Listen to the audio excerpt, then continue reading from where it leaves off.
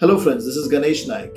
I'm going to be sharing a quick tip with you with respect to clearing FRM Level 2. If you want to clear FRM Level 2 easily or basically as fast as possible, then ideally you have to make sure that two important things are done. The first is make sure that the coverage of your entire curriculum is done. You don't leave any chapter, you don't skip any concept, you cover entire SWESR twice, at least twice. And then when you're talking about the solving, make sure that you complete the solving of the question bank properly once, at least once, and then the results would be good. Now, why am I explicitly saying this? Because everybody knows we have to read and we have to solve. See, in FRM Level 2, the competition that you're going to be dealing with, most of them are working professionals, and most of them, they do not cover the curriculum properly. They just come for the exam. Also, a lot of them, they don't solve properly and they just come for the exam. So if you do these two things, you will be in a better shape in the exam and you will be able to clear the exam properly and easily. And the pass percentage for FRM Level 2 is also very good.